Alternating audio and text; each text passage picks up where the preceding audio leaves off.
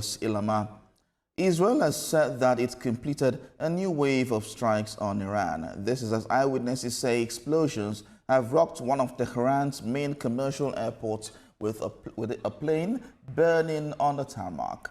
In a state media broadcast, the country's president, Masoud Pezeshkian, apologized to neighboring states, saying Tehran will not attack them unless attacked first.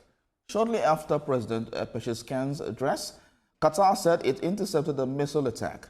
The U.S. President Donald Trump is maintaining there will be no deal with Iran except for an unconditional surrender. President Trump says Tehran should choose a new leader acceptable to his administration. Meanwhile, in the United Arab Emirates, Dubai's international airport has partially resumed flight operations after an earlier suspension.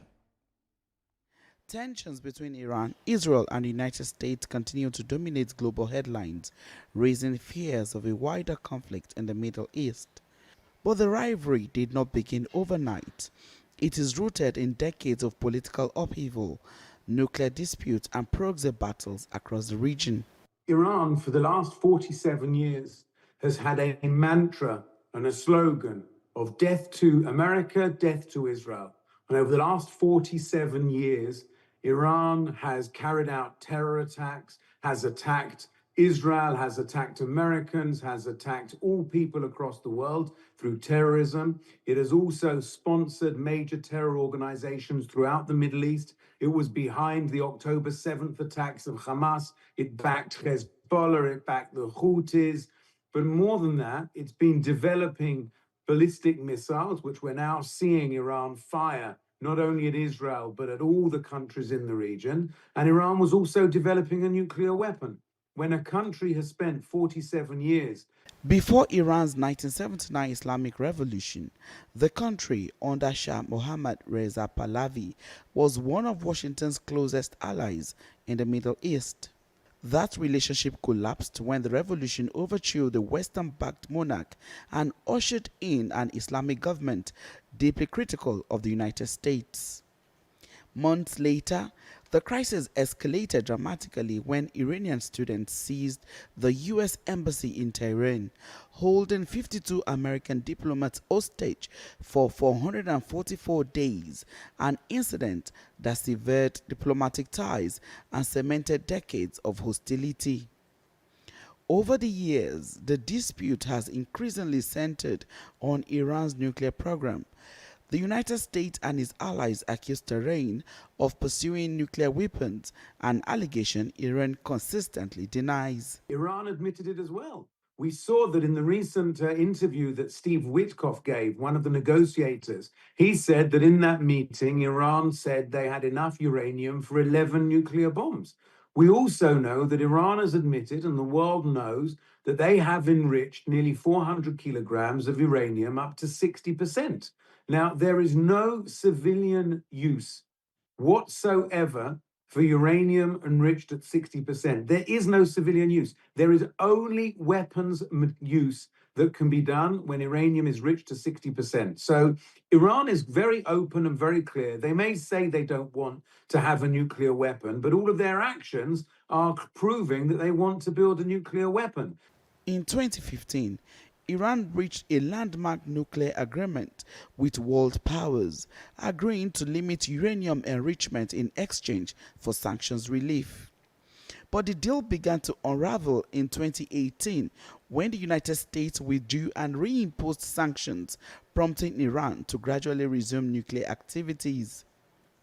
Beyond the nuclear issues, the rivalry has also played out through proxy conflicts across the Middle East, with Iran accused of backing armed groups in Lebanon, Iraq, Syria, and Yemen, while Israel has carried out repeated strikes on Iranian-linked targets. Tensions surged again in 2024 when Israel struck an Iranian diplomatic compound in Damascus, triggering a rare direct exchange of missiles and drones between the two countries. Since then, a series of retaliatory attacks have followed, including strikes on Iranian military and nuclear facilities. The latest escalation now raises concerns far beyond the battlefield, as Iran threatens shipping through the Strait of Hormuz, a vital route for nearly one-fifth of the world's oil supply. Analysts warn that further escalation could disrupt global energy markets and pull more countries into an already volatile regional conflict. Moyo Thomas, TVC News, Abuja. Now, for a deeper look into this internationally troubling war, public affairs analyst Chukwuma Okenwa joins me on the news to have this discussion. Thank you so much, Chukwuma, for joining us at this point. The pleasure is mine. All right, so how unusual is it for a country engaged in an active conflict to apologize to neighboring states while the war is still ongoing? It's a bit unusual, but reasonably expected. Because you see, war, politics, and diplomacy go side by side, and all of it is strategically positioned to help a nation achieve its national interest. And part of the national interest would be that in your dealings with other countries, you want to win, whether it be like on the negotiation table or by military might. You want to win by all means. And so, but when you talk about like the case of Iran, who by the virtue of the escalation with the joint collaboration of US and Israel, further escalated the wars by attacking its neighbors, I think that is a very wrong calculation and further distances Iran's neighbor from Iran, because the truth of the matter is that in the Middle East, there are some nations that has pose the existential threats to others. And one will want to ask, why we like nations like Qatar, the UAE, want to like collaborate militarily with the US by yielding its space for the establishment of a military base. There may be collaborations with Iran. And like also you have like in the case of Palestine, yes, like I mean, when the sensationalism is there over the media, or Israel is dealing with Palestine, looking closer, one would also want to ask, why is it that neighboring Arab nations are also not giving, Palestine that very much needed a hand of fellowship? And it now follows that some nations actually, by the virtue of extreme ideology, right, that they have, usually founded around religion, poses existential threats, including to people of same faith. Well, in all of this now, many have said that many think this war is not a genuine attempt at diplomacy, or what do you think about it? Or do you think it's a more strategic political message? Well, I see it as a message.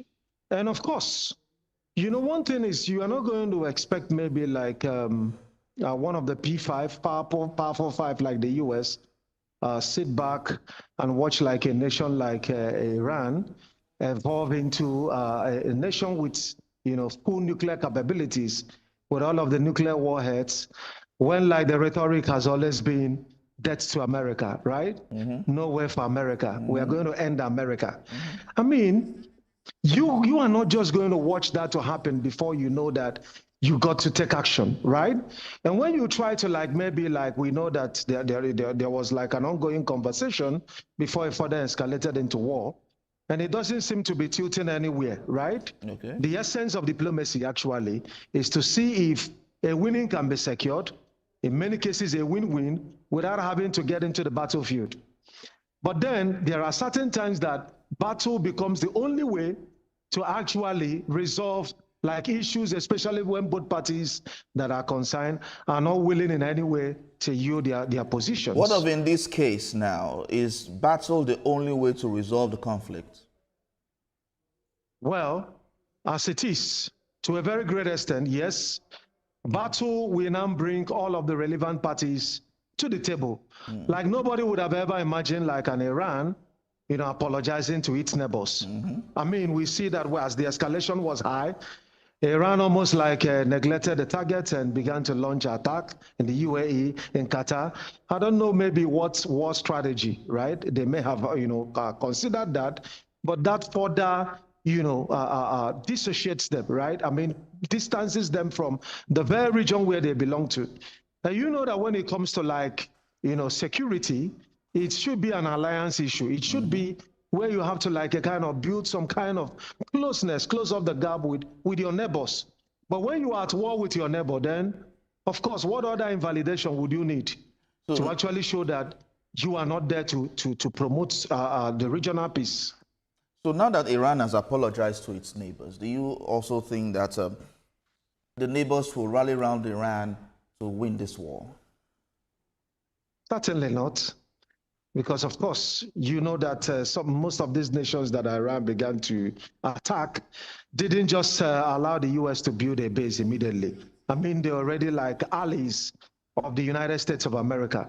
And when you see smaller nations, building military alliance with stronger nations, then there are two things you're looking for. First is that you've identified a potential threat in your region, and then you now need some level of collaboration with stronger forces, so that in case, like in situations like this now, that we see like an Iran, right?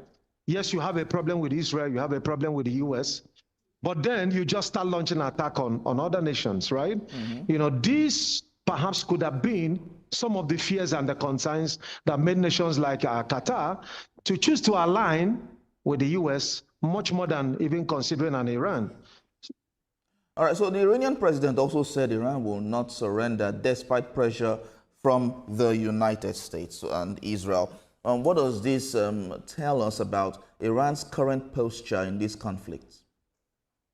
Well, some students of foreign policy analysis, right, and international relations foresee that there could be some undertones in some of these statements, suggesting that we may have a resurgence in the days of the Cold War, where like some other strong forces could fight proxy wars, maybe where Iran could be like the figurehead.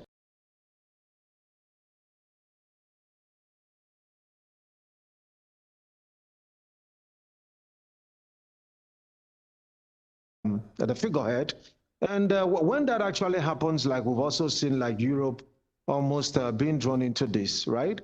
We fear like a kind of an escalation, that if it is not properly contained, if the war doesn't really get together to resolve this issue, further escalations, getting all of the Gulf nations, getting Europe involved, including other world powers like China and Russia, would be a kind of a world war, right? And we don't want that to happen. So we do hope that, some of the tensions we've seen should be able to bring all of the parties, all of the warring parties to the table of negotiation. But of course, the US has made their position very clear. They want an unconditional surrender from Iran. The question is, will Iran be ready to submit? Well, I think it's going to entirely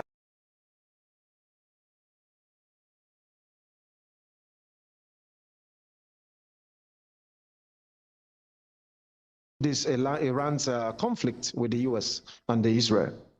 Do you think there's a possibility of a diplomatic negotiations emerging from this situation, or are we likely to see further escalations?